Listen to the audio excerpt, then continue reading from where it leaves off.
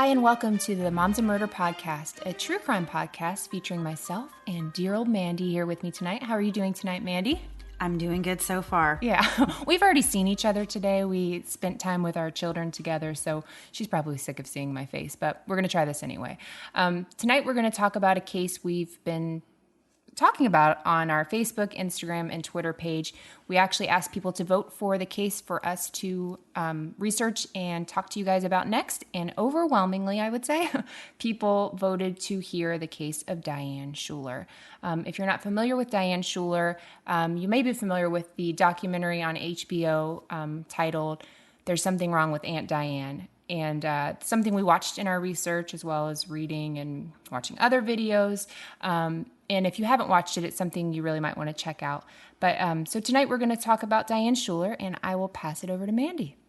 So we're going to start off with a quick little rundown of the case and then go back to why this case has been so intriguing for many people who have followed it from the beginning, because there are some kind of interesting things about the case that, we need to discuss here. There's so many theories. So many. So on July 26, 2009, 36-year-old Diane Schuler drove her minivan the wrong way for almost 2 miles on the Taconic State Parkway in New York, eventually colliding with a Chevy Trailblazer that had 3 passengers inside of it.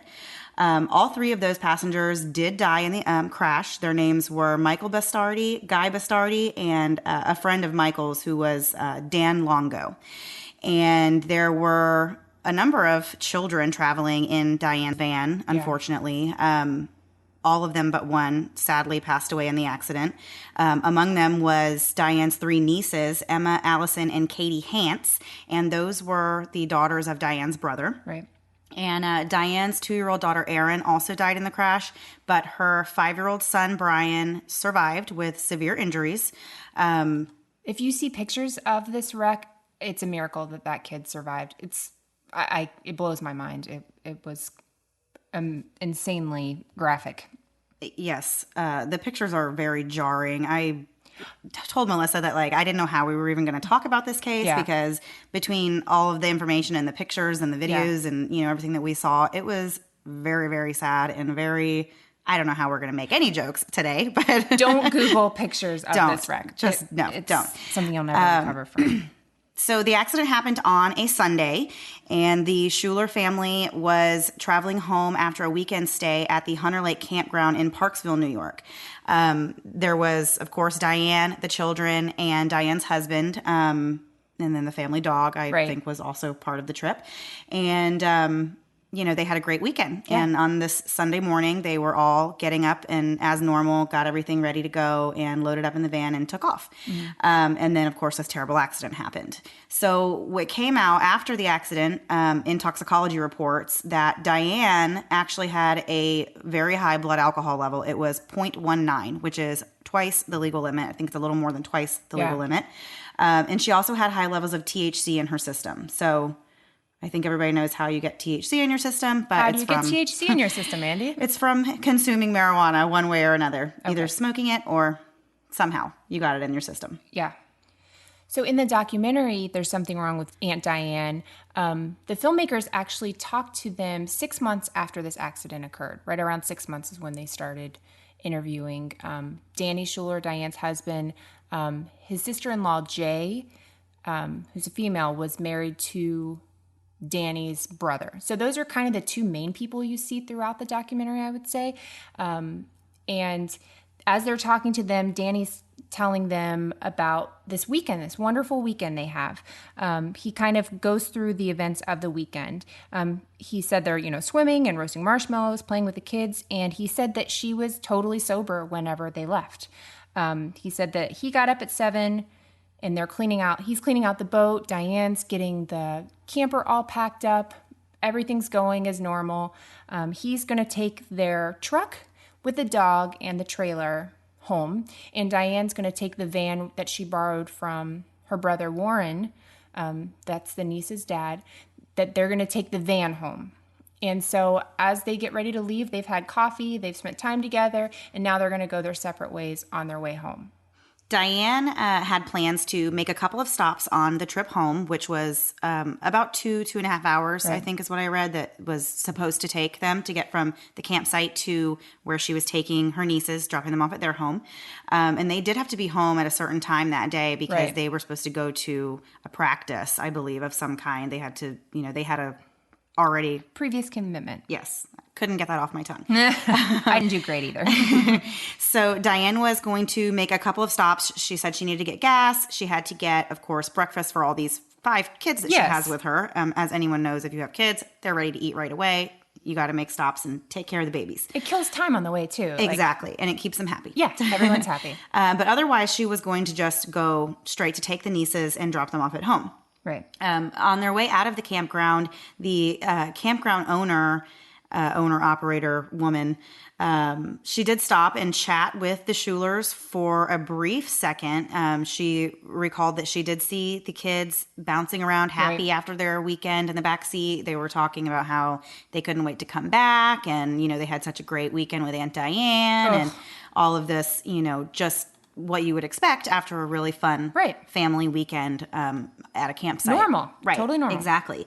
And in the documentary, the owner of that campsite said that her exact words were, "She certainly seemed sober to me." Right. So this was around 9:30 when they were leaving the campground. Mm-hmm. So at 9:30, Diane was fine, according to those who saw her at Right. that time of the day.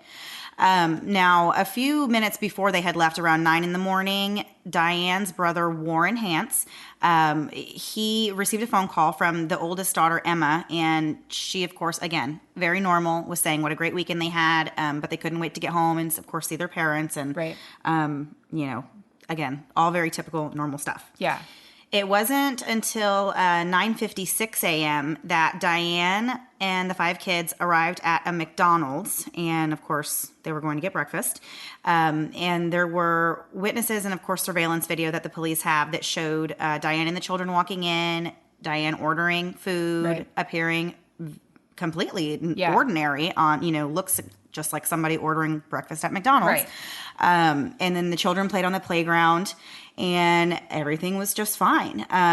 The employee at McDonald's that day who took their order said that he did remember speaking to Diane and she did not appear intoxicated or smell of alcohol. So that's around, like I said, 9:56, almost 10 a.m. So Right. we're kind of doing a little timeline here so we can hopefully discuss when we think things went wrong. Right. So at this point, they've left McDonald's and they're back on the road. At 10:46, Diane was spotted on surveillance video pulling into a Sunoco gas station. Is that how you say that, Sunoco? Sunoco? That's how I don't know if there's a right way. I think you're right. I think you got it. But she pulled her van to a pump, goes inside, looks around for a minute, and asks the clerk a question before she returns to the van. The clerk later says that she was asking for Tylenol, if they had Tylenol or pain medicine. But some people speculate she was looking for alcohol. Here's my question. In this day and age, and this is 2009, so it's not that far away, every crime, everything, they go back to surveillance videos. Why don't we have audio on every surveillance video? That is such a good question. And that's one thing, especially after watching the surveillance of this that we're talking about. I would just love to actually hear myself what was said between her and the clerk, because we're kind of taking the clerk's word for it. Not that they have any reason to make up a story. Sure. I'm sure that probably is what happened, but it would be nice just to be able to hear her voice and the way she sounded and kind of, did she sound irritated? Did she sound, exactly. So we can't really tell. And not to be so pixelated. You know how they kind of cut, it's only a couple seconds It's at a time? jagged. Yes, you can't really see her movements clearly. I'm certain that every crime in the history of the world dealing with surveillance videos could be solved if we could just all GoFundMe and put money towards upgrading. That is one GoFundMe that I would actually put money towards. I would like and share the crap out of that thing. Yes. Let's get this done, guys. So anyway, everybody, on the surveillance, if you watch it, it looks like she's just kind of looking around. And if you've ever gone into a gas station or grocery store, anywhere, and you're looking around, they don't have what you have. You're just kind of in, out, thanks. And so if you watch the surveillance video, which you can see online, you just see her get back in the van and they drive off. So that was the other interesting thing, though. She did not get gas. at that gas station. True. Even after pulling up to a gas pump. Yeah, she was at the pump. So she didn't pull into the front. That was one thing I thought was odd, because they are getting ready to make this long journey home. Right. And she clearly pulled into the gas station. By surveillance video, it would look like she had the intention of actually getting gas. You know, she didn't pull up to a parking space outside the store. Right. So it was a little strange to me, unless, I don't know if she maybe was thinking, I'll just go to a different gas station and maybe I can get gas there and my Tylenol.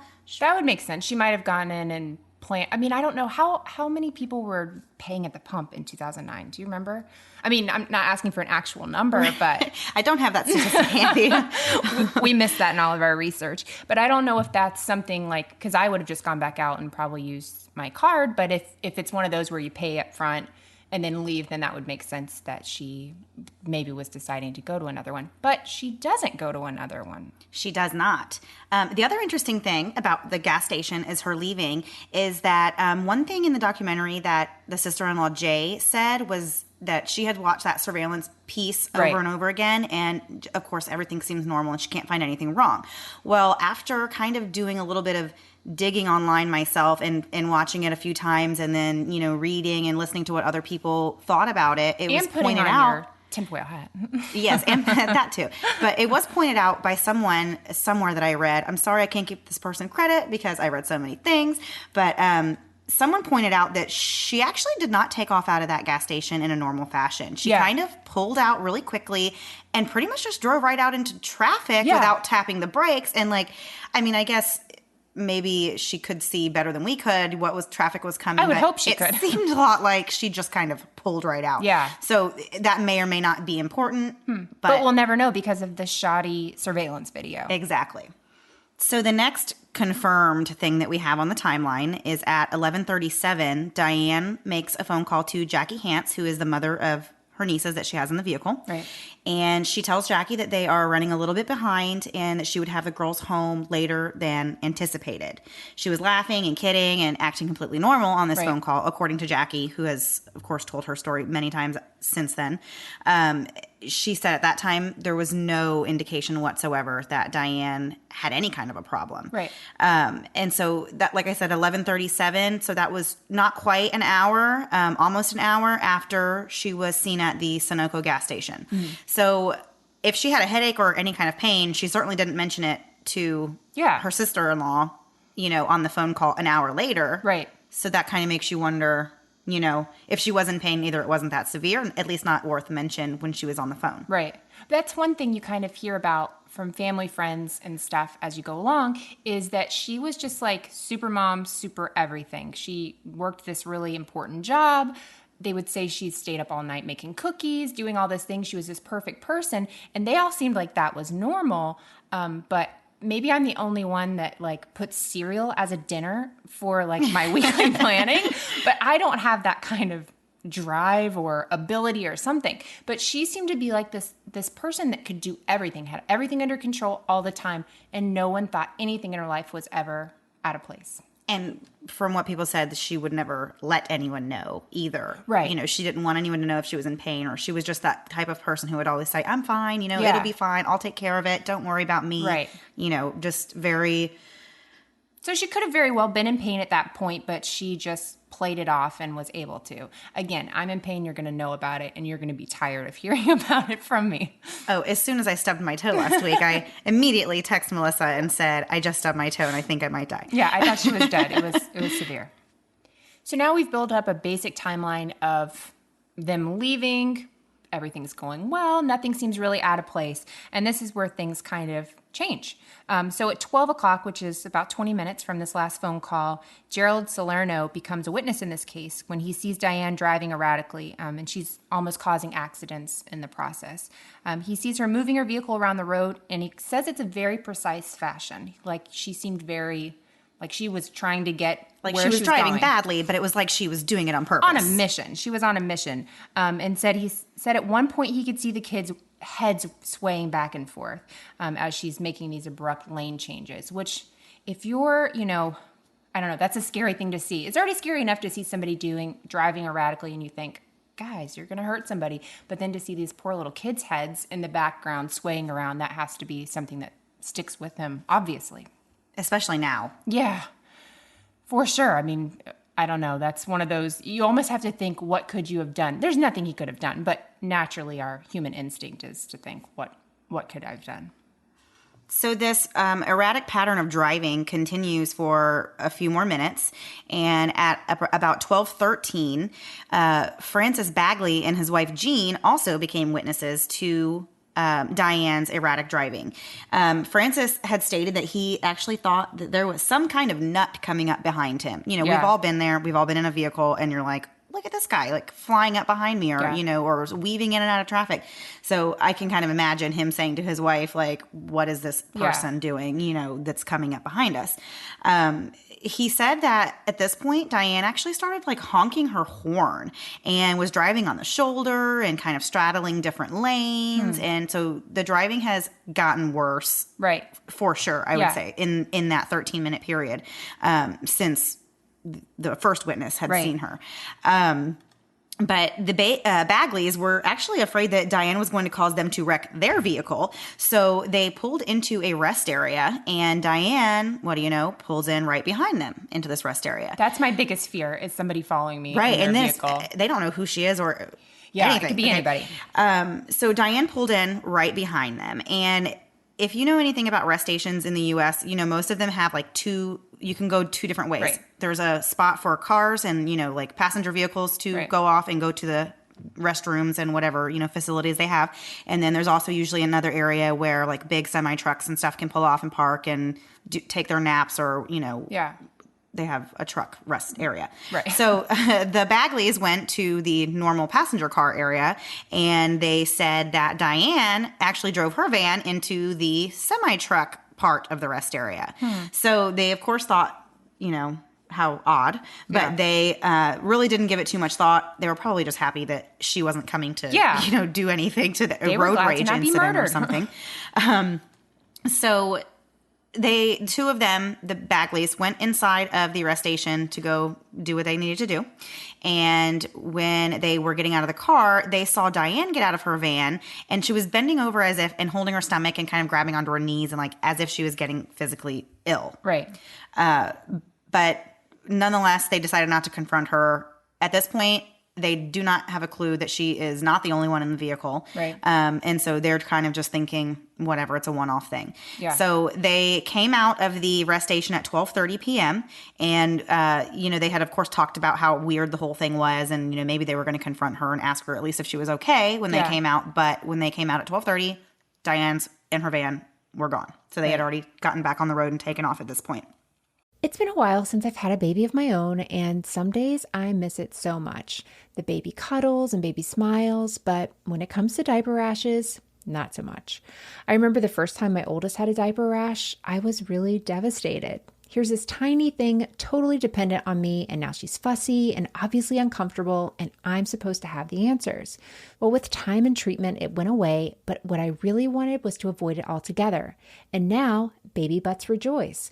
New Huggies Skin Essentials are here, a brand new dermatologist-approved line of diapers, wipes, and pull-ups training pants, all designed with baby's sensitive skin in mind. The wipes are thick and have zero harsh ingredients for a great, gentle clean. Pull-Up Skin Essentials has got your big kid covered too, with a training pant that's ultra soft and breathable to help protect sensitive skin throughout potty training. Whether you're a first-time parent or a seasoned pro, make it easy on yourself and your baby with Huggies. Learn more at Huggies.com. Once again, head to Huggies.com to learn more. Hey guys, as you know, I'm someone who loves knowing a little about everything. I love the news, I love entertainment, I love it all. But sometimes I don't have enough time to get all the information, all the little details and the minutia of everyday news because my goodness, it's constantly going. But thanks to the Newsworthy podcast, I can get all I need in little bite-sized pieces. So if the stress of the news is getting you down, but you still want to know what's going on in things like the election, check out the Newsworthy. And in these 10-minute episodes, they're just on the go listening. I can listen to it quickly on a walk, on my way bringing my kids to or from school or one of their activities, when I'm in in line at the grocery store, there's never a wrong time to listen to the Newsworthy. But if you feel bogged down by the news and kind of the negativity of it, but you still want to be informed on what's going on, the Newsworthy is the place to do it. Erica at the Newsworthy is an independent journalist, and her team does really all the hard work and research for you. I love that the episodes are so well-rounded, and there will be fun stuff like tech or big stories, but the way Erica gives this, efficient and neutral overview of the news, and in just 10 minutes each weekday, it's perfect. Just search The Newsworthy in your podcast app or go to thenewsworthy.com to start listening. Again, search for the podcast The Newsworthy, 2 words, The Newsworthy, to make staying informed easier and more enjoyable every weekday. So according to phone records, at 12:55, a wrong number is dialed from Diane's phone. But at 1 o'clock, she calls Jackie Hance, the niece's mom. And at this point, she says she sounds disoriented. And after about 2.5 minutes, she calls her Danny, which is her husband's name, seems really confused, and then the call abruptly ends. And so Diane's brother Warren, Jackie's husband, calls back, and he says, oh, she doesn't sound like herself. He's concerned and talking about her calling him Danny. And he said at this point he could hear the kids crying. So just imagine this, if things are already erratic, these kids, who knows how long they've been panicked over what's going on. And they're aware something's going on. And he told her, stay where you're at. I'm going to come get you. So it was very shortly after this at 1:02 p.m. that Emma Hance again calls her parents, and she was on the phone saying there's something wrong with Aunt Diane. So this kind of gives me chills. This is the part where I don't know how I'm going to make it through any of this, but they were pulled over near the Taconic Bridge, and Emma was trying to read signs, anything her parents are trying to say, like, can you help us at all by finding out where you are? Like, if there's a sign you can read, just read it, and she was 8 years old. So that's just like a lot to ask, but I can't even imagine being in a position to have to ask my kids, like, to tell me something like that, and especially just not knowing what's going on. Yeah. So Emma did find a sign to read, and she told her dad that they were in or near Tarrytown, Sleepy Hollow. Those were the towns on the sign that she could see at that point. So Warren Hance immediately got into his car and headed off in the direction where he thought they were, or where he would be able to find them. So the next thing is that at 1:10 p.m., someone, we don't know if it was one of the kids or if it was Diane herself, but phone records indicate that 3 wrong numbers were actually dialed from Diane's phone at 1:10 p.m. So at 1:02 was when Emma was just talking to her dad, and then at 1:10, someone dialed 3 wrong numbers. Mm-hmm. So to me, that tells me that Diane did stay in that location at least for a few minutes. Right. Because, well, I guess I have to tell you the next part to make any sense.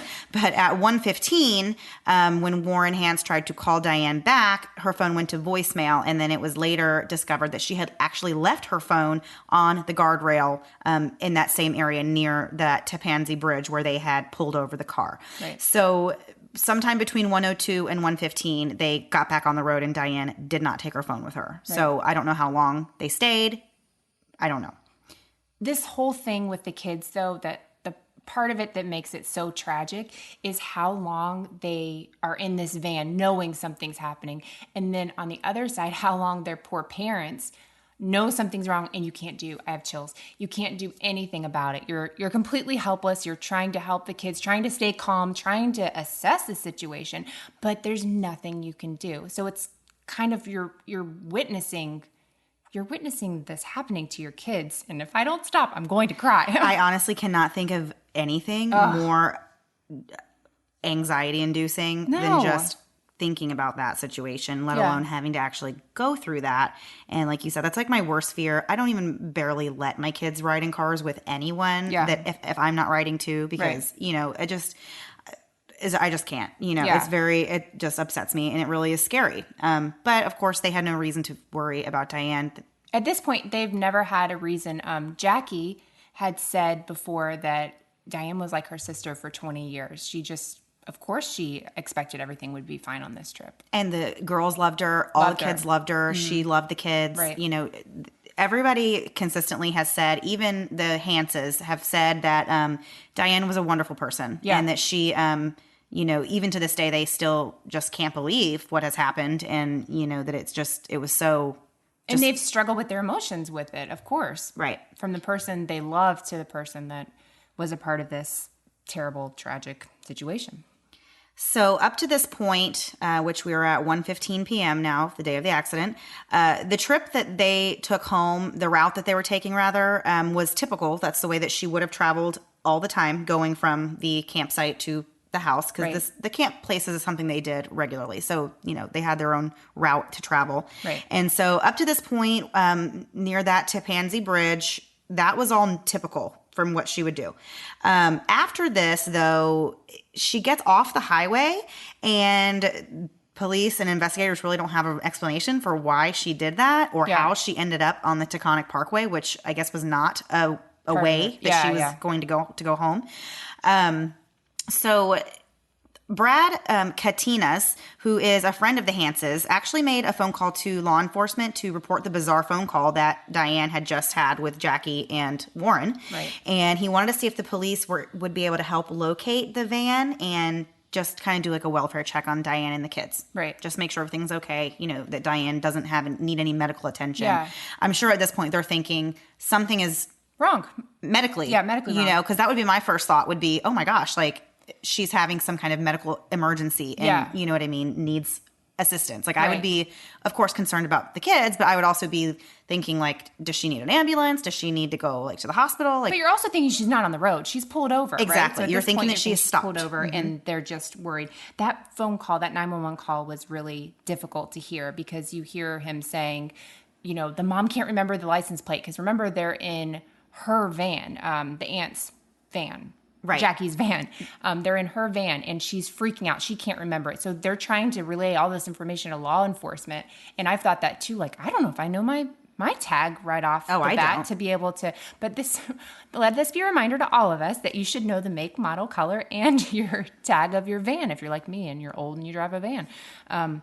But yeah, that was really, to me, very difficult to hear, knowing what kind of panic that would be. You think, if I knew this could help. But really, there was nothing they could do. Right.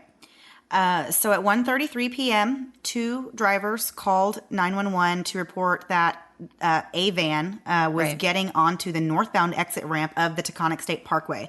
It is marked with a one-way and a do not enter sign. So, of course, people watching her drive her van through there are thinking, oh my gosh, what is this? This is something bad is going to happen if, we need to call right now and report this.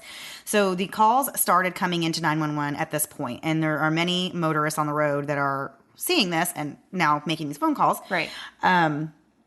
Full disclosure, I have gone on the wrong way of a road more than one occasion, but you very quickly figure out when cars are coming towards you. Made a mistake, you pull over, turn around, listen to people honking, nod your head like, yes, I'm an idiot, but you don't keep going and you don't accelerate your speed. Right.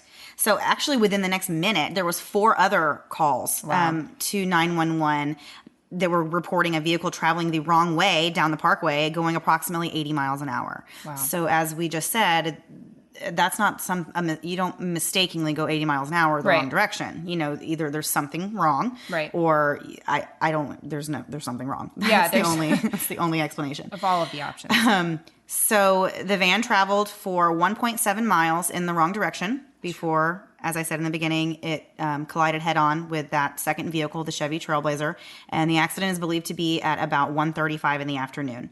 The Trailblazer that was hit by Diane's van also struck another vehicle, but thankfully the people in that third vehicle were mostly unharmed. They had minor injuries, but they survived, and And thankfully it didn't hit other cars. Right. The fact that this is only 3 and this is on a highway and stuff is the one bright spot of the story, that there weren't more deaths, really. Well, it is. And especially if you listen to some of the other witnesses, recounting that day and saying how they were traveling the right direction on the highway, and that they could just see Diane speeding towards them in a straight line, not veering from her. People are like wildly like moving their vehicles out of the way or they're trying to like swerve around her, honestly, I have driving anxiety as it is. Yeah. I don't like to drive on the highway. I don't like high speeds. I just get Which really... is great when you live in Orlando and anywhere you go is the interstate. Dead stop. Yeah. But, I can't even imagine the sheer panic of seeing a car flying towards you while you are traveling at that rate of speed, and then having the wherewithal to know, like, I need to get out of the way.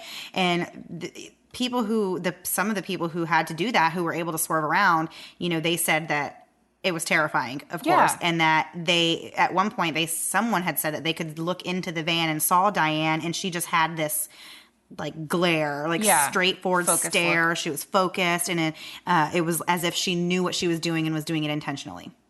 As we talked about in the beginning of the episode, there were 8 deaths that day, and Diane's son did make it, and he was adorable. I saw some of the video with him, and I can't imagine him growing up and hearing about this tragedy he was a part of, but not really. He talked about flying out of the window. So he was ejected from the car. I think all of them were ejected, or most of them were ejected from the car. I can't confirm if they were ejected, but I did read I did read a few things that said that it was believed that the kids were not buckled seatbelted into the car. Well, that's just got to be pure panic in that car. But yeah. And maybe they were seatbelted in at one point, and then of course, because it sounds like the nieces were trying to get the phone and trying to call the parents, and so they could have unbuckled themselves. Who knows? Yeah. I don't want to speculate and say that like they didn't get strapped in. Oh, I don't think that at all. I think it was just a chaotic situation, and who knows? They had no idea what was going on. They were, in survival mode, I'm sure. So as we talked about in the beginning, Diane's blood alcohol level was through the roof, and she had some form of marijuana in her system, which you would not expect for somebody to be driving these 5 children around. The Schulers actually vehemently deny that she would have been drinking. They think these blood tests are wrong. So in the documentary, for example, her husband, Danny, who's now lost his wife, his daughter, his nieces, everyone's blaming his wife, and he very much defends her and says the blood test is wrong. Right. There's just no possible way. No possible way. And he, of course, goes back and says, I saw her that morning. This is what we did. Everything was fine. She absolutely wasn't drinking and never would drink while she had children in her care, especially not, it wasn't even just her own children. Yeah. It's one thing, terrible to make a bad decision when you have your own children with you, but a totally different thing to say, oh, I also have 3 of someone else's children with me that I'm responsible for. Yeah. And I can see why it would be a very hard thing to come to terms with and accept. Sure. But you've got things like science. Right. That says these and things. very rarely is it wrong. And also, they found a bottle of alcohol in her car. What was that? Did they find, was it vodka? It was a bottle of Absolute vodka. Yeah, and so it was smashed, but in her van. So Danny tries to claim that, it was at the campsite. They might have had a drink the night before. That's not abnormal, but there's no way she was drinking. He even went so far as to say that they were just really not even drinkers, to the point where it would take them sometimes a year to finish a bottle of vodka. Yeah, because they would just drink it slowly, and that stayed in their camper and stuff like that. But somehow it ended up in the van. And if that was the case, and he said, maybe because she did pack the van the morning they were leaving, and maybe somehow the bottle of alcohol just made its way to the van. Yeah, I'm not sure if I think that's plausible, because I know when I'm loading up my van at 9:30 in the morning, and there's a bottle of alcohol laying around, I'm definitely not going to stick it in the car where I'm going to be traveling with children. Right. You don't need any questions. No. Nobody wants questions with kids. So I don't know, this whole thing with him, I think the reason we even know about this case is because of the family's denial, because his and Jay's were the 2 that were really represented. Absolutely, they wanted everything retested. They could not believe there's no possible way that she would have been drinking and had marijuana in her system. They did say that she occasionally smoked pot every once in a while, once a month. They said she'd have a pina colada every once in a while, but it all seemed like there's no way. But the thing that was interesting to me is by saying that she does drink occasionally and she does smoke pot occasionally, you are saying that there is a possibility it could be in her system. It's not like they said cocaine's in her system, but nobody has ever seen her have cocaine. Like, that's not something she did. That would be different. But they are admitting that they know that she has partaken in these things. Past. In the past. Doesn't mean she does it all the time, but that it is a possibility. So for them to be in such denial was kind of hard for me in general. you can kind of understand you don't want any of this to be true, and how could it happen, and how could they not have seen it? But I don't know. I have a lot of questions on that. Yeah, I agree. This is kind of a theme that we have with, people in these situations. They do go through this extreme denial. I think, though, that the Schuler's side, it's a little bit, it's kind of, shocking for one thing, because like you said, we have science, and very rarely do they get it wrong when they're testing samples in a lab, and they know what they're doing. This isn't their first time. And to even say that, oh, we want these retested. At one point there was talk of getting Diane's body exhumed because they wanted to have another autopsy and another test done, and it's like, that's taking it a little bit far. At some point you have to just say, this is what happened. It's a tragedy, and that it was, I don't even like to call it an accident, because it's not an accident whenever you consume alcohol and you're on a, several hour drive home with 5 kids in the car. Right. But it's a tragagedy, like you said. It was a terrible choice. It was a terrible, terrible choice. And one that, we'll never really know exactly why. Or what happened. Yeah. So as we said, her blood alcohol level was 0.19, and the professionals said that she had consumed about 10 drinks. She had 6 grams of undigested alcohol still in her stomach at the time of her death. So that means she had drank enough to be that drunk, and then still had more in her system. Wow, that wasn't even digested yet. Yeah. So this is where I kind of...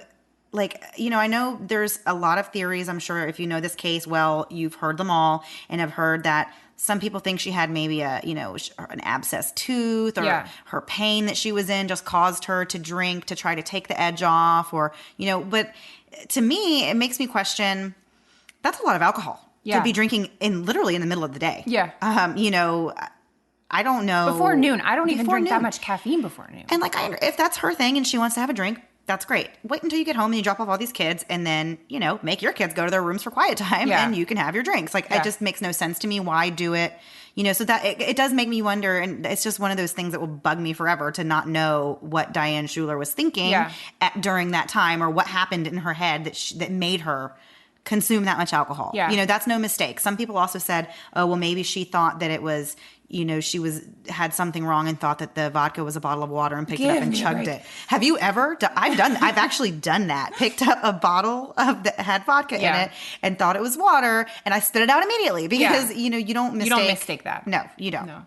So as Danny and Jay are talking to medical professionals, they keep harping on this abscess tooth. They said, oh, Diane would never tell you if she was in pain. She would go to the dentist. They got dental records, and she did have some sort of a tooth problem. And if you've ever had an abscess tooth, needed a root canal, anything like that, that is some pain that you will not forget. I would almost rather be in labor than go through that, but I won't give that to the men listening, because they never need to know. That needs to be the ultimate pain.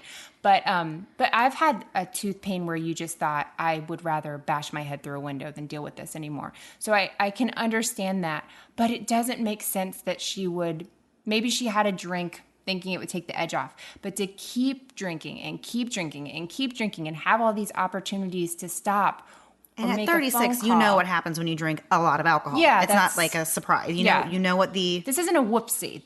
This is intentional with how much she was drinking. So when she does go into the gas station and stuff, and she's asking for pain medicine, I can see where they're thinking that this is a possibility. But they seem to think, Danny and Jay especially, that she had a stroke. And the doctors they meet with basically say, well, maybe it doesn't really show that on the medical records, but that's not explaining all the alcohol and marijuana in her system.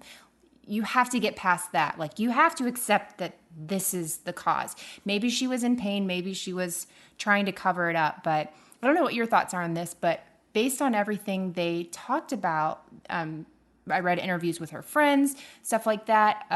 They all talked about what a workaholic she was, how she did everything. She and Danny actually worked opposite schedules, so she was under the gun a lot. And I also heard that she was kind of like the pants wearer in the family. And she wanted the kids. She controlled everything. Mm-hmm. She set everything up, even for Danny. Even Danny's parents on the documentary had said that he was like a third child for her, which... Girl, no way. Okay. I do not need a third child in my life. I need another adult. Yeah. So we're both capped at 2, and there's a reason for that. But more power to you if you have more than that. But yeah, and I saw one friend that said if she liked you, she liked you. If she didn't, she didn't. But basically, she controlled everything. So when they're talking about there's no way she could have drank, I almost took it as maybe somebody who had a drinking problem. Maybe she was a functioning alcoholic, and she, for whatever reason, it wasn't working. It wasn't working that day, and she kept drinking and drinking. But they just seemed not able to understand that maybe that's actually how she coped. Maybe that's how she got all this stuff done, that she was numb and, working through stuff and working through the night and stuff. None of that stuff is the stuff that they talked about. It wasn't really normal in my life. Maybe I'm a total lazy bum.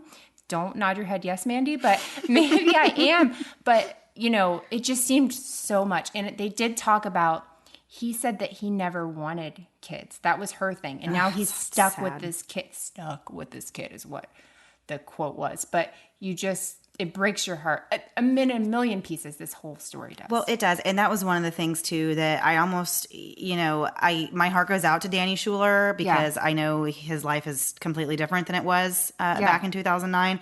But one of the things he was asked was, what's the hardest part of life now? Right. What does he say?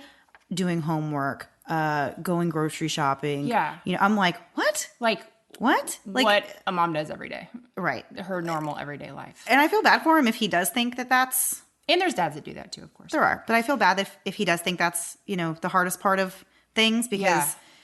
I don't know, but maybe the whole theme of still being in denial kind of carries over with that because a lot of the stuff that the Schuler family has said just really doesn't make a lot of sense. Doesn't seem to go with what happened. It almost seemed like they gave clues, but they couldn't accept it. Like they would say, well, she was just a perfectionist and everything was perfect and she liked to drink some. But it was almost like they were trying to convince themselves, but accidentally giving clues as to warning and sirens going off and everybody else is listening and thinking nope, that's not okay. Right. And I do actually have a thought on the whole theory of functional alcoholism. Sure. I just don't know if I buy it necessarily. And the reason is because I know that the whole term functional alcoholic, the whole meaning of it is that they are functional. Yeah. But if you look at cases of alcoholism, they're still addicts and they are still, they may be functional to a degree, but not to the level that Diane was, not with all this rigid scheduling and planning,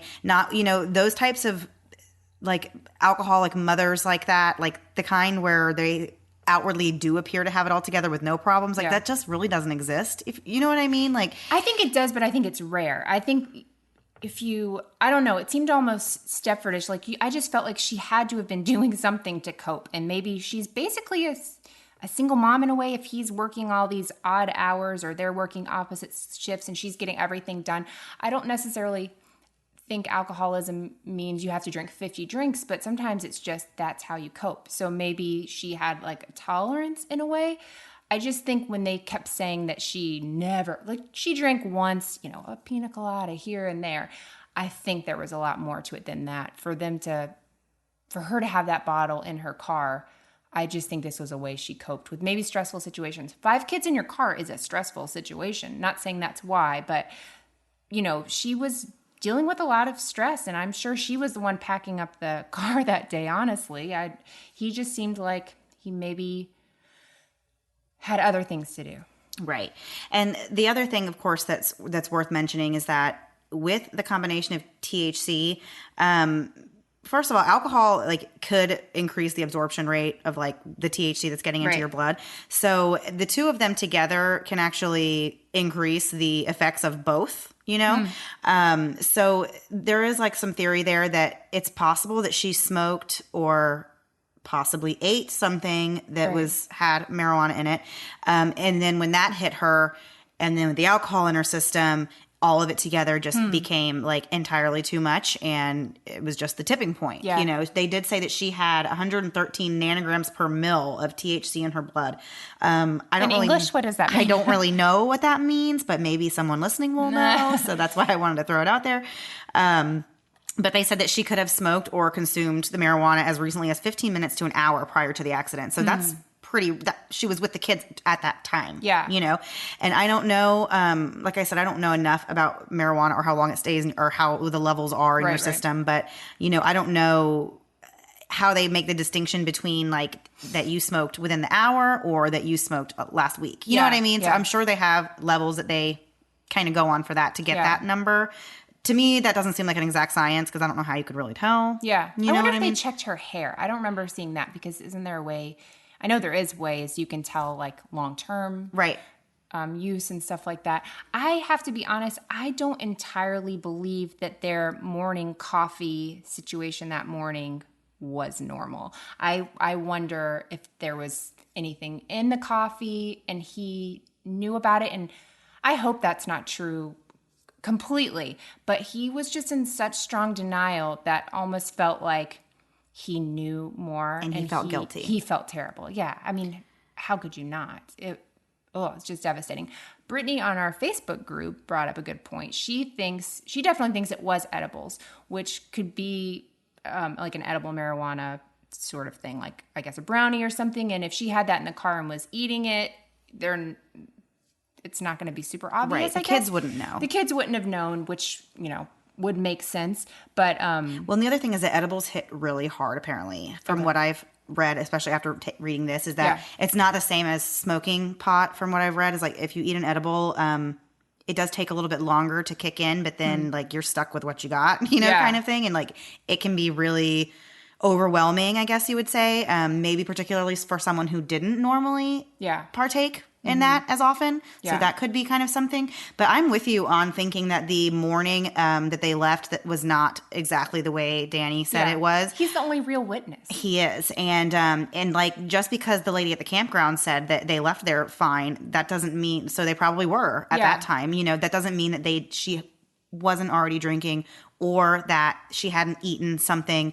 Or I've read online, there's absolutely no basis of truth to this, but there are many people who believe that Danny Schuler was also a pothead and that him and Diane could have smoked together or, done any of those things together that morning. And the only person who can tell us the story is Danny. So we only have his word to go on. Yeah. Well, and the interesting thing about the campground host talking about being a functional alcoholic, whatever that means, if there is such a thing, somebody like that would be able to go through their day and handle it and other people aren't catching on. Like, that's the whole idea. But I think you're probably onto something saying that the combination of alcohol and THC hitting you would, increase the side effects of it, really. That's my theory. I think that those two combined, and she couldn't see and she was throwing up. But my thought at first when I heard about this case is, why, when she pulled over, why didn't she call and say, come get the kid, something's wrong? And my thought is, she knows she has alcohol in her system. She knows she has THC in her system. She's just thinking, if I can get home as quickly as possible, nobody has to know. She's made it this whole time living this perfect life. And for her, how much would that destroy? She would lose her job. She would lose everything if she's, doing this. That's my theory. Thank you. Yes. I do agree with that. I also kind of think this is just a theory of mine, just because, as I mentioned a little bit earlier, I have serious driving anxiety. Yeah. And it really is a lot more so when I'm on highways. Yeah. And so I've actually experienced like panic attacks behind the wheel, which are terrifying. But actually, some of what like the other drivers on the road describe her behavior about her just like focusing on the road and driving straight and everything, it kind of reminded me a lot of like how I get when I'm having a panic attack. Of course, I've always been in control and not drunk. And you're not on the other side of the highway. Right. And so I know that I can pull over, simply wait it out, which is what I do. Yeah. But it does kind of make me wonder, because I don't know, okay, the alcohol, yes, you should not drive while drunk. The like pot in her system, that by itself, I just write that off, because I don't really think that alone would cause her to do what she did. Yeah. So I'm thinking there has to be a third factor. So I don't know, even if the combination of alcohol and pot, like, you would still think she would be of sound enough mind, like you said, to just pull over and just. But you don't want to get caught. She's in it too far. If they figure out, if they have to bring her to the hospital, if she's that violently ill, she's going to get found out. And this is somebody who doesn't want her perfect life, anybody knowing anything's wrong. So we're going to have to agree to disagree on that a little bit. We can do that. I don't want either of us to be right. I want it to all be done and this to have never happened, because it's just so darn tragic. So on July 26, 2011, a couple short years after this accident, Diane Schuler actually decides to sue the state of New York, saying that the highway was improperly, the signs were improper. Oh my which, gosh. Do not enter, wrong way is not enough. Okay. But then the part we cannot, Can't get over. we cannot understand this part. He actually sued his niece's dad, Warren Hance, which is Diane's brother, sued him for the vehicle they were driving, for the van. Said that it was a faulty van. His wife shouldn't have been driving it. So there is no reason under the sun. I don't care what an attorney tells you. I don't care what anybody tells you that you would ever do that to that family. You've done enough. You've opened your mouth. You won't shut up about her, and everything all being three of their lost. children All of them are gone. yeah. And you have the audacity to come Yeah. in and say, oh, it was the van. It was Yeah. because of the van. Now, the next day, Warren and Jackie sued him, which good for them. I mean, I hate that this has broken up a family. I hate all of that. But they countersued him for basically emotional distress on what their daughters had to go through for possibly hours, And so you never want any of these lawsuits to have, come to light. But it was so, I remember hearing about that the first time and just, I could never wrap my mind around it. I never will be able to. So the last thing that we really want to talk about is kind of what life has been like for Warren and Jackie Hance since this accident. Because as any of us can imagine, I don't even know how I could personally go on after this. Yeah. I don't know how I could go on if I lost one of my children, Yeah. let alone all of them. And under the circumstances, from a family member, every part of this just checks off the please never let this happen to me boxes. Yes, and I don't know if I mentioned in the very beginning, but the girls were 8, 7, and 5, so they were extremely young. Mm-hmm. I have a 7-year-old and a 4-year-old, so that just... Yeah, it's too close to home. It really is. But the Hanses are actually doing a lot better now. They had a really, really, really rough few years. They didn't know if their marriage was going to survive. They didn't even know if they were going to survive. I have goosebumps talking about this part, but they actually had at one point kind of made a pact with each other, like either a murder-suicide pact. And Jackie had said that at that point she was just so stricken with grief that she just wanted to go be with her girls, or she wanted Warren to go be with the girls. And so she said that they were trying to figure it out, like either one of them was going to kill the other one, but she didn't care. She wanted one of them to go be with the girls. Yeah. And, and that was what they had talked about doing. Yeah. Thank God they did not do that. Yeah. And they were able to go through the therapy and, kind of had a whole community rallied behind them, of course. And they were able to pick up the pieces and continue on with life. Jackie actually sat down with the Ladies' Home Journal a couple years after the crash and talked about the horrifying experience. And she then told them that she was expecting a baby. Yes. So I, of course, was very excited to hear that. And then I went and kind of looked up another interview that she did where she was talking about, I watched the video of the interview where she was talking about this. And she had said that she didn't even know if they were going to be able to have more children because she had gotten her tubes tied after her youngest was born. And it was actually her friends who had said, possibly having another child would bring some life back into you. And as I think any person would, Jackie was not immediately open to this idea. Like she's just said, there's absolutely no way I can be a mother again. Like I am way too broken of a person. Yeah. There's just no way. How could you? Yeah. Right. How could you do it? And then after giving it a lot of thought and talking it over, they decided to try IVF. And she actually got pregnant on the first try. Yeah. And they had a daughter, another little girl, and her name was Kasey Rose. Now, Jackie and Warren also started a foundation called the Hance Family Foundation, and the mission of the foundation is to honor the lives of the 3 daughters they lost by ensuring happy, healthy, and safe children through innovative self-esteem educational programming and the support of children in need. I took that right off of their Facebook information on the page. But they also have a giving program called Heart, Hands, Hope, and they give a substantial donation to schools and children's organizations throughout the year. Yeah. Mandy told me about this interview that Jackie did, and she warned me that she cried like a baby. Sorry, Mandy. I did. It was so awful. I'm so glad I'm making it through this without we've taken down. a lot of breaks. But so I knew ahead of time I was going to divide this small interview up into pieces. So as soon as I started getting teary-eyed, I came back to it.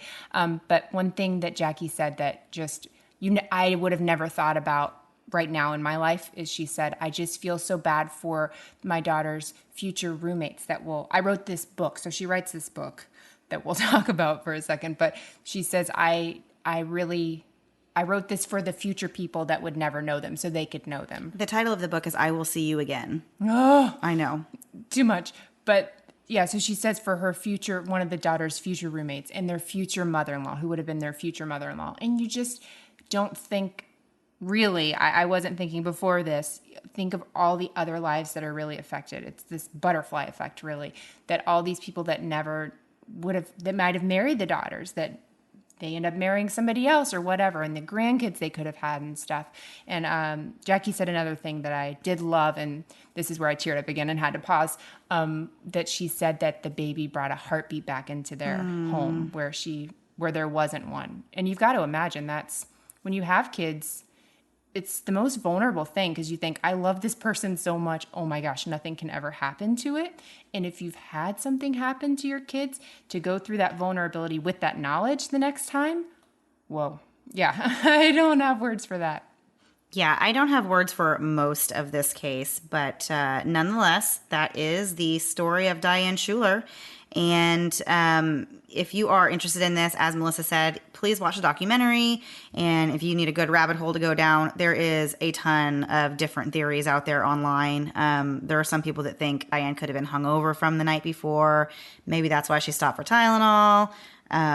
There's people who think that she intentionally did this. I am definitely not in camp intentional. No. I think it really doesn't fit the bill for a suicide of a female. Yeah. So to me, I don't even entertain that one. No.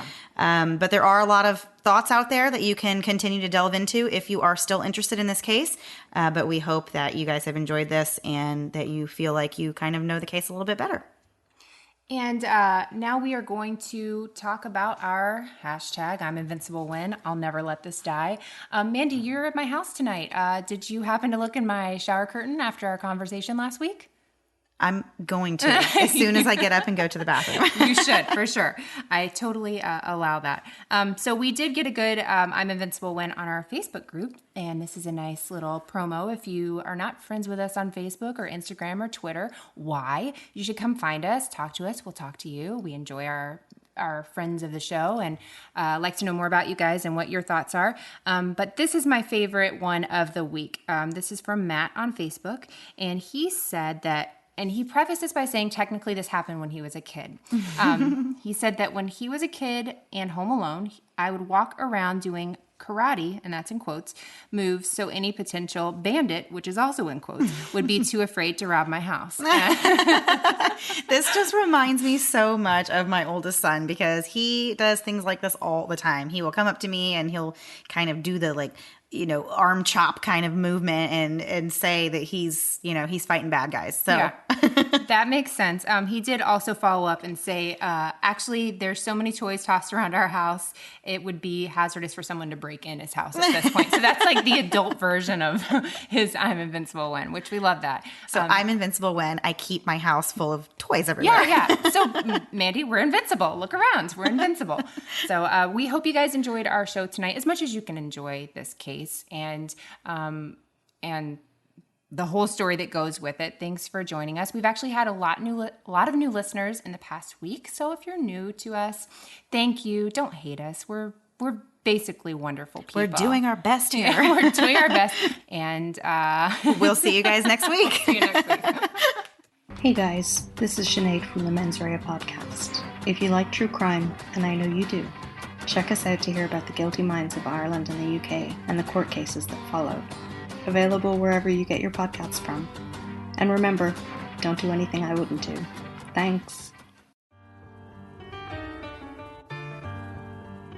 Hey, it's Erin. And this is Jordan. Each week, we dig up the facts on fascinating felonies And mesmerizing misdemeanors. Join us as we prove that you don't have to know too much about the legal system to be crazy for a good true crime story. Subscribe to Crime Crazy on iTunes or your favorite podcast app. And visit us at crimecrazypodcast.com. He doesn't even go here.